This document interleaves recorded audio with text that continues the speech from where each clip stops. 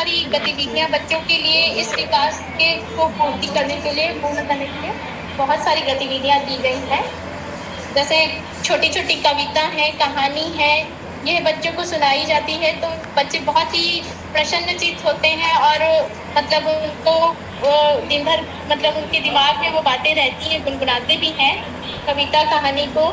जो अक्षर एक वर्ण दिखाकर बच्चों को कहा जाता है कि उस वर्ण से आप कौन कौन से वस्तुओं के नाम जानते हो, उसके बारे में बताइए। तो बहुत सारी चीज़ों को बच्चे अपने से भी कोशिश करके बताते हैं। तो ये रहा सर स्कूल रेडीनेस के बारे में। अब मैं इसमें स्कूल रेडीनेस में एक चीज़ और है कि जो अभ्यास पुस्तिका में पीछे तरफ ट्रैकर भी है, जो हमें प्रत्येक माह के में उसे पूर्ण भी करना है, देखेंगे तो। और अब मैं बात करना चाहूँगी 100 दिन 100 कहानियों के ऊपर। तो 100 दिन 100 कहानियों के ऊपर हमारे विद्यालय में बच्चों के लिए एक छोटा सा मुस्कान पुस्तकालय बनाया गया है। आप देख रहे होंगे, ये मुस्कान पुस्तकालय है। यहाँ पर बच्चों के लिए छोटी छोटी कहानियों की पुस्तकें रखी हुई हैं, जिसमें मैंने कठपुतली, सर आप लोगों को दिख रहा है ना, कठपुतली वगैरह और खेल खिलौनों को भी मैंने थोड़ा सा सजाने का प्रयास किया है। और इस पर बच्चे पुस्तक प्रतिदिन एक कहानी अवश्य ही पढ़ते हैं।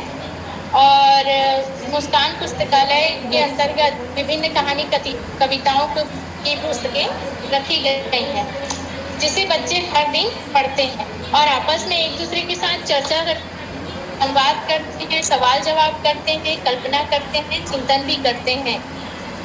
हमने कुछ बच्चों को कक्षा पुस्तक प्रभारी भी बनाया हुआ है, जो किताबों को देना लेना और संभालने का भी कार्य करते हैं। इससे उनकी जिम्मेदारी का भी विकास होता है।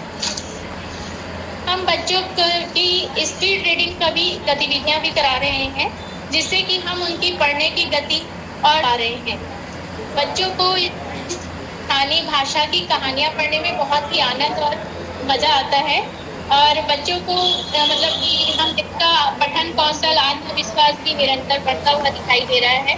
हमारा उद्देश्य यह है कि बच्चा समझकर पढ़े, संवाद करे और अपना विचार साझा कर सके। इस दिशा पर हम लगातार प्रयासरत रहेंगे। आप लोग का धन्यवाद सर। मैं अपनी वाणी को यहीं विराम दूंगी। धन्यवाद।